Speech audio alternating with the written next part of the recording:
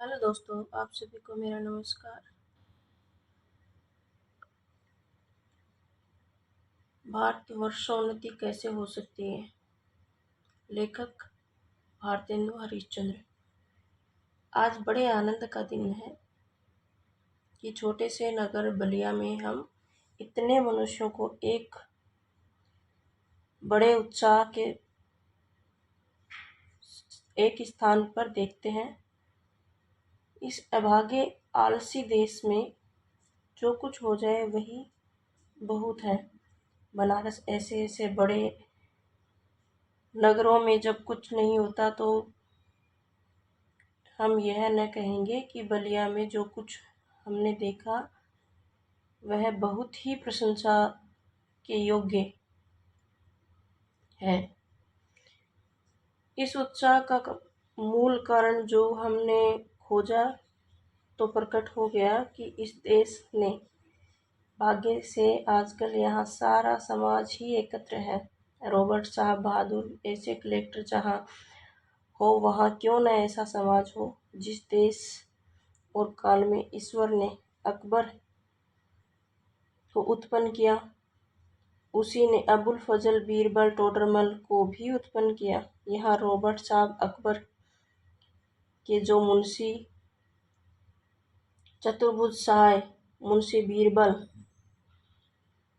बिहारी लाल साहब आदि, अबुल फजल और टोडरमल, हमारे हिंदुस्तान लोग तो रेल की गाड़ी है।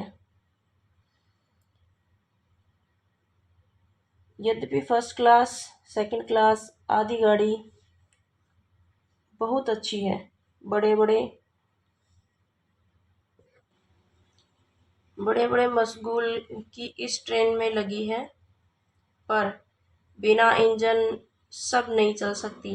वैसे ही हिंदुस्तानी लोगों को कोई चलाने वाला तो ये क्या नहीं कर सकते।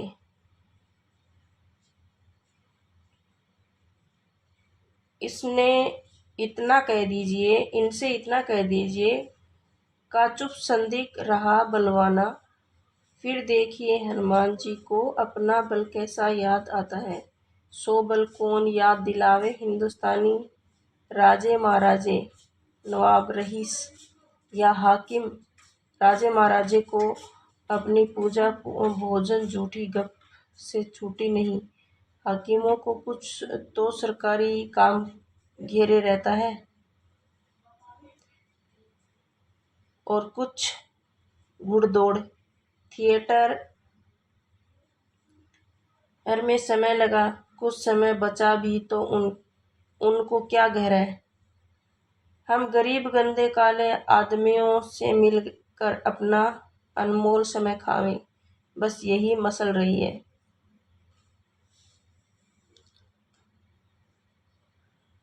तुम्हें गैरों से कब फुर्सत, हम अपने गम से कब खाली। चलो बस हो चुका मिलना, न हम खाली न तुम खाली। 3 मेंढक एक के ऊपर एक बैठे थे। ऊपर वाले ने कहा जौक सौक, बीच वाला बोला गम सम, सबसे नीचे वाला पुकारे गए हम। जो हिंदुस्तान की प्रजा की यही दशा है, गए हम।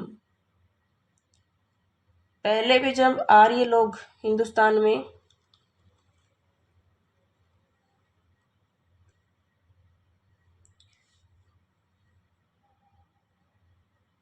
में आकर बसे थे तो राजा और ब्राह्मणों के जिम्मे यह काम था कि देश में नाना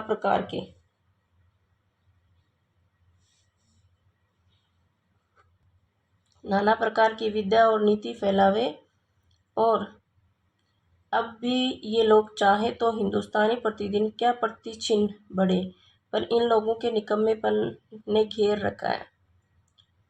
बोधारो मत्सर ग्रस्ता, प्रभव समर दूषिता। हम नहीं समझते कि इनको लाज भी क्यों नहीं आती।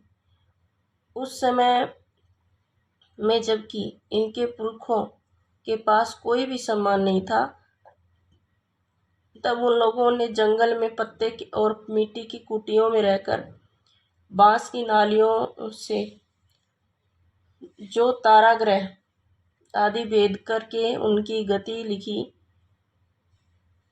वह ऐसी ठीक है कि जैसे 16 लाख रुपए की लागत के से विलायत में जो दूरबीन बनी है, उनसे उन ग्रहों को भेद करने में भी ठीक वही गति आती है। और आज अब इस काल में हम लोगों की अंग्रेजी विद्या के जनता की उन्नति से लाखों पुस्तकें और हजारों यंत्र तैयार हैं, जब हम लोगों की निरी चुंगी की कतवार फेंकने वाली गाड़ी बन रहे हैं। यह समय ऐसा है कि उन्नति की मानो घुड़दौड़ हो रही है। अमेरिकन, अंग्रेज, फ्रांसीसी आदि तुर्क गाजी सब सरपट दौड़े जा रहे हैं। जब सबके जी में यही है कि पाला हम ही पहले छू लें। उस समय हिंदू का टिटियावाड़ी खाली समय खड़े खड़े टप से मिट्टी खोदते हैं। इनको औरों को जाने दीजिए। जापानी टट्टुओं को हाँफते हुए दौड़ते देखकर के भी लाज नहीं आती। यह समय ऐसा है कि जो पीछे रह जाएगा फिर कोटि उपाय किए भी आगे न बढ़ सकेगा। लूट की इस बरसात में भी जिसके सिर पर कमबख्ती का छाता और आंखों में मूर्खता की पट्टी बंधी रहे, उन पर ईश्वर का कोप ही कहना चाहिए। मुझको मेरे मित्र ने कहा था कि तुम इस विषय पर आज कुछ कहो कि हिंदुस्तान में कैसी उन्नति हो सकती है। भला इस विषय पर मैं और क्या कहूँ। भागवत में एक श्लोक है, नृदेह माधम सुलभम सुदुर्लभम पल्लवम सलकम गुरुकृणधारम मया अनुकूलेन तपे सवरेति तम पुमान भवादि न तरेत स आत्मा। भगवान कहते हैं कि पहले तो मनुष्य जन्म ही दुर्लभ है, सो मिला, और इस पर गुरु की कृपा और उस पर मेरी अनुकूलता, इस समान पुकार भी मनुष्य का इस संसार सागर के पार न जाए, उसको आत्म हत्यारा कहना चाहिए। वही दशा इस समय हिंदुस्तान की है। अंग्रेजों के राज्य में सब प्रकार का सामान पाकर, अवसर और पाकर भी हम लोग जो इस समय उन्नति न करें तो हमारे केवल अभाग्य और परमेश्वर का कोप ही है। सास और अनुमोदन से एकांत रात में सूने रंग महल में जाकर भी बहुत दिनों से प्राण के प्यारे परदेसी पति से मिलकर छाती ठंडी करने की इच्छा भी उसका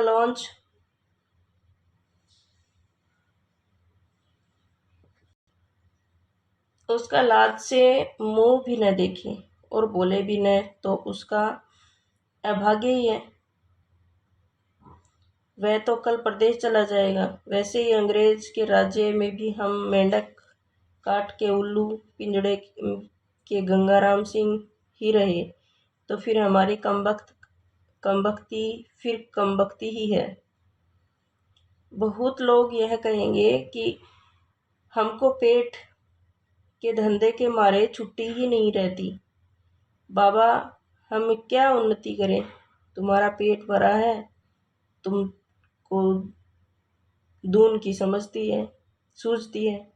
उसने एक हाथ से अपना पेट भरा हुआ दूसरे हाथ से उन्नति के कांटों को साफ किया। क्या इंग्लैंड में किसान, खेत वाले, गाड़ीवान, मजदूर, कोचवान आदि नहीं है?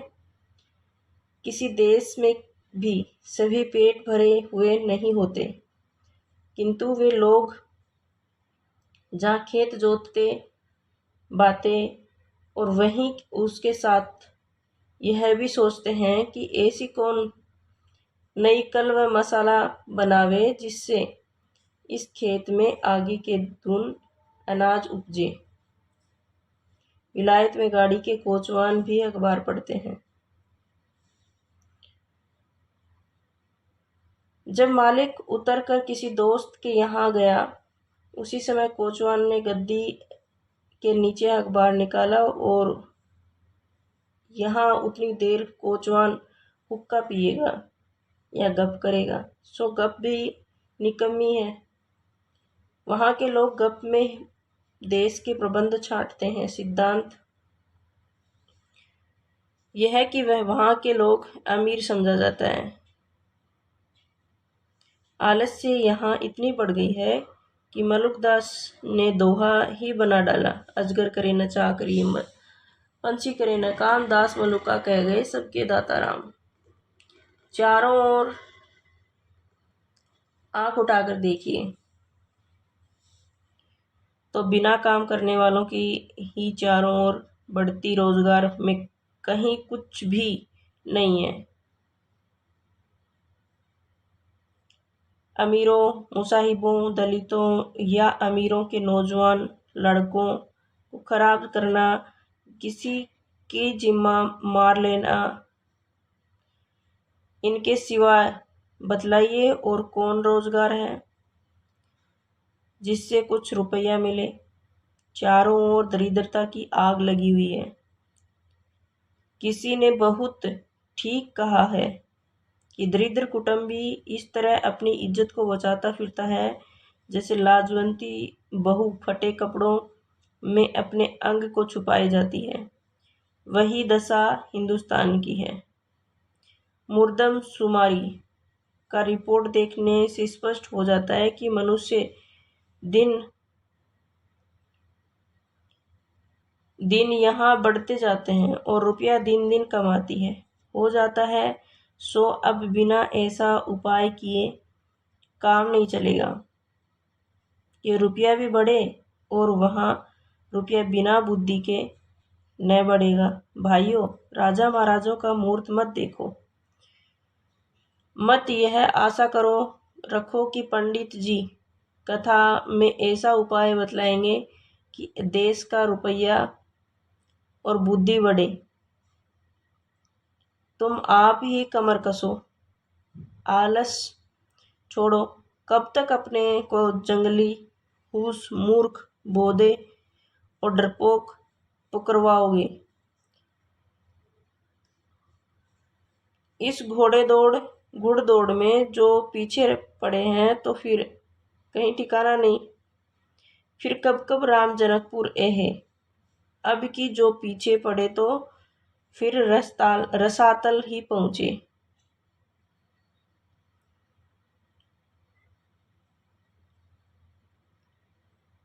जब पृथ्वीराज को कैद करके गोर ले गए तो साहबुद्दीन के भाई गयासुद्दीन से किसी ने कहा कि वह शब्दभेदी बाण बहुत अच्छा मारता है। एक दिन सभी नियत हुई और 7 लोहे के तवे बाण से फोड़ने को रखे गए। पृथ्वीराज को लोगों ने पहले से ही अंधा कर दिया था। संकेत यह हुआ कि जब गयासुद्दीन करे तब वह तावे के पर बाण मारे। चांद कवि भी उसके साथ कैदी था। यह सम्मान देखकर उसने यह दोहा पढ़ा,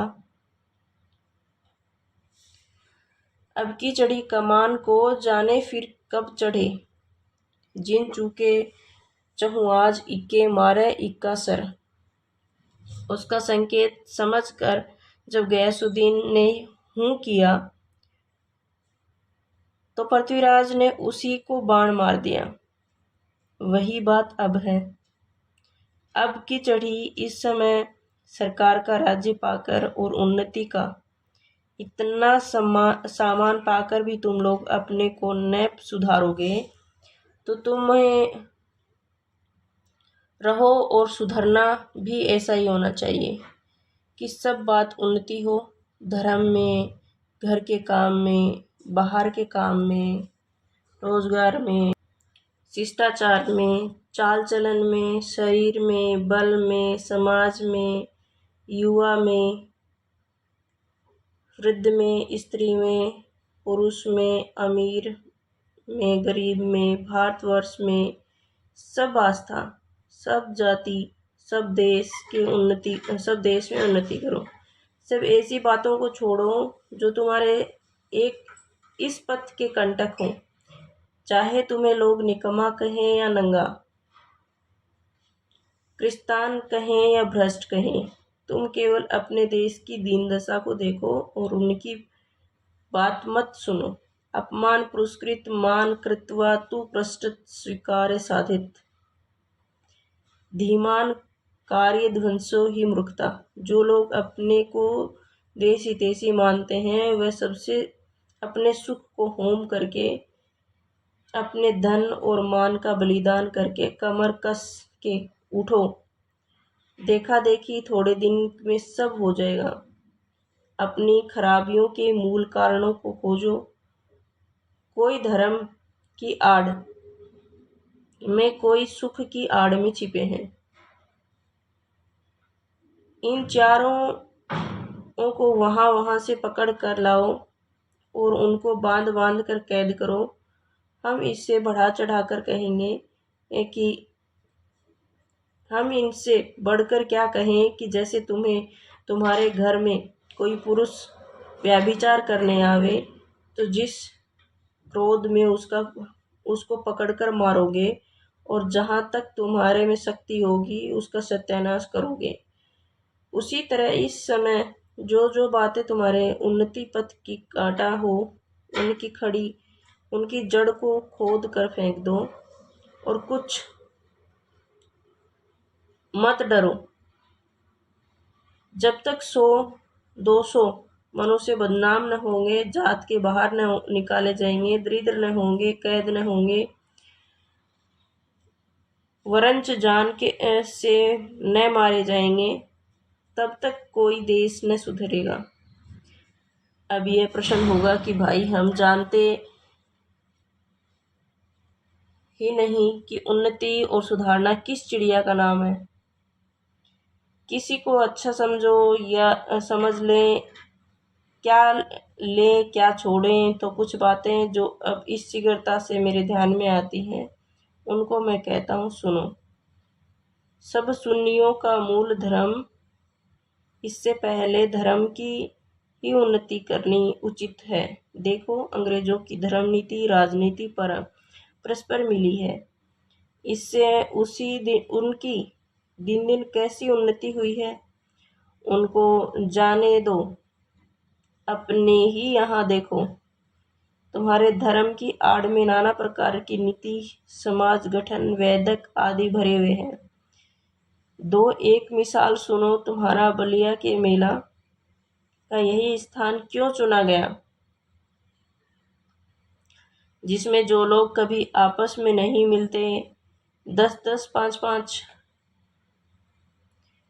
कोस से ले लोग का यही स्थान क्यों चुना गया, जिसमें लोग कभी आपस में नहीं मिलते, 10-10, 5-5 कोस से ले लोग एक जगह एकत्र होकर आपस में मिले, एक दूसरे का दुख सुख जाने, गृहस्थी के काम की वह चीज़ें जो गांव में नहीं मिलती यहाँ से ले जाएं।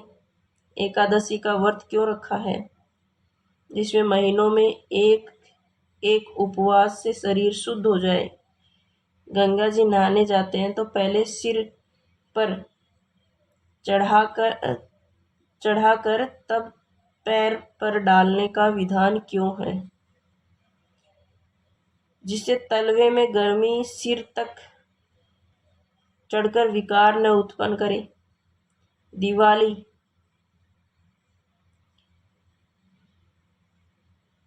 इसी हेतु है, इसी बहाने साल भर में एक बार तो सफाई हो जाए।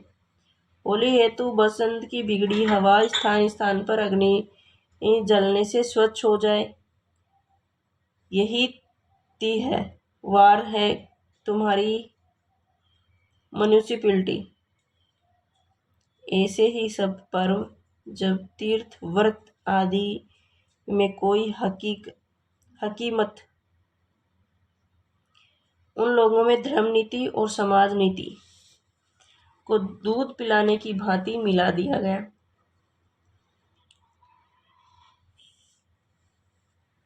खराबी जो बीच में हुई वह यह है कि उन लोगों ने ये धर्म क्यों मानने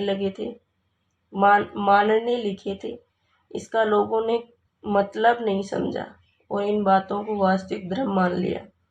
भाइयों, वास्तविक धर्म तो केवल परमेश्वर के चरण कमल का भजन है।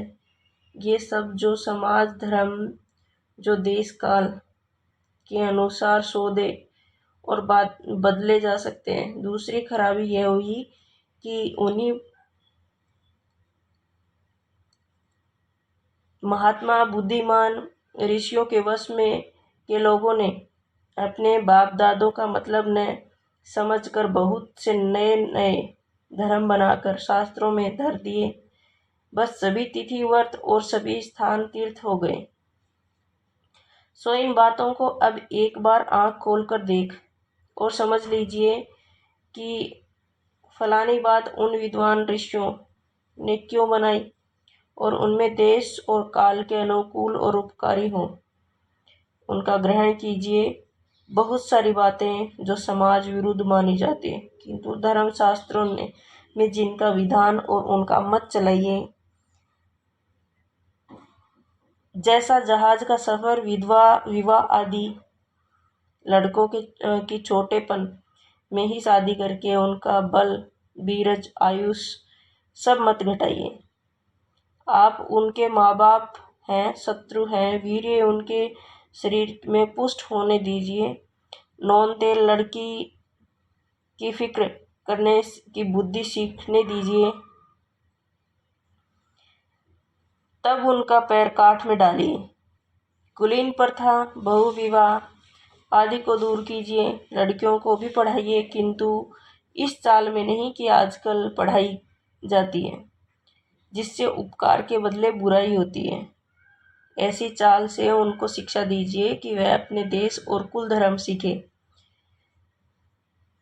पति की भक्ति करें, लड़कों को सहज में शिक्षा दें। वैष्णव शास्त्र आदि नाना प्रकार के लोग आपस में बैर छोड़ दें।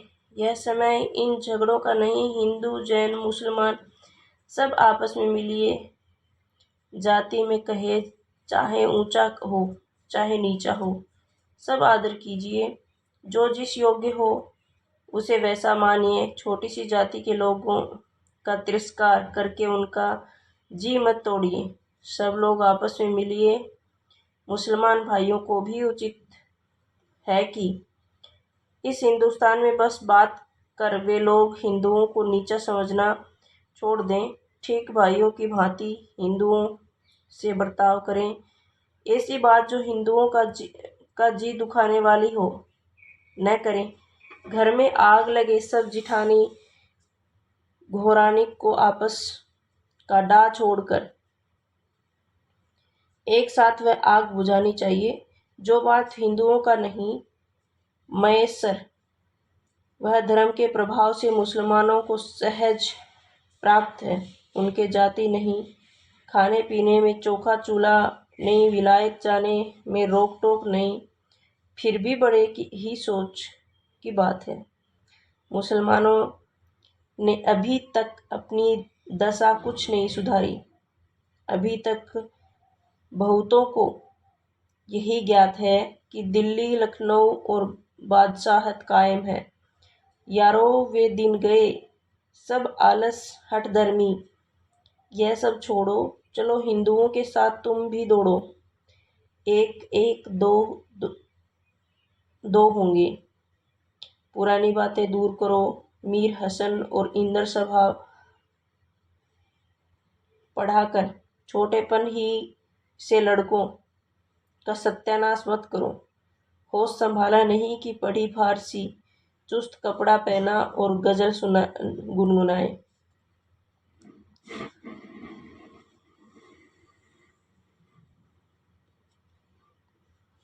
शौक तिल्फी से मुझे गुल की जो दीदार का था, न किया हमने गुलसिता का सबक यह याद कभी। भला सोचो कि इस हालात में बड़े होने पर वे लड़के क्यों न बिगड़ेंगे। अपने लड़कों को ऐसी किताबें छूने भी मत दो। अच्छी से अच्छी उनको तालीम दो। पेंशन और वजीफे या नौकरी का भरोसा छोड़ो। लड़कों को रोजगार सिखलाओ, विलायत भेजो। छोटेपन से मेहनत करने की आदत दिलाओ। सौ महलों के लाड प्यार दुनिया से बेखबर रहने की राह मत दिखलाओ। भाइयों, भाई हिंदुओं, तुम भी मत मतांतरों का आग्रह छोड़ो। आपस में प्रेम बढ़ाओ।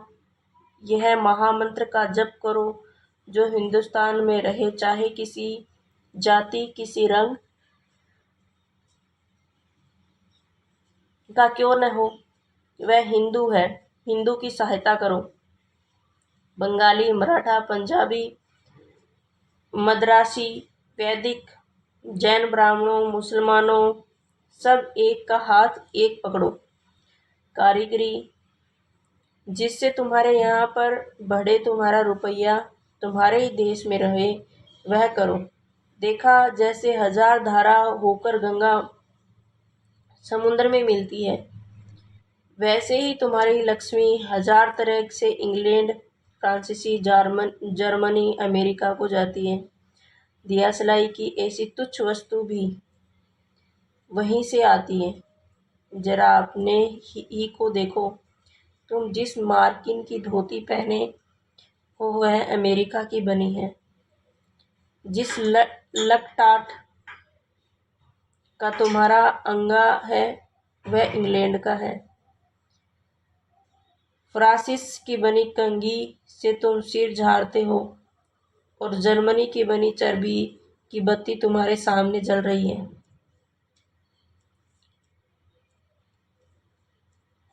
यही तो वही मसलत हुई कि एक बार बेफिक्रे मांगती का कपड़ा पहनकर किसी महफिल में गए। कपड़े को पहचान कर एक ने कहा, अजी अंगा तो फैलाने का है।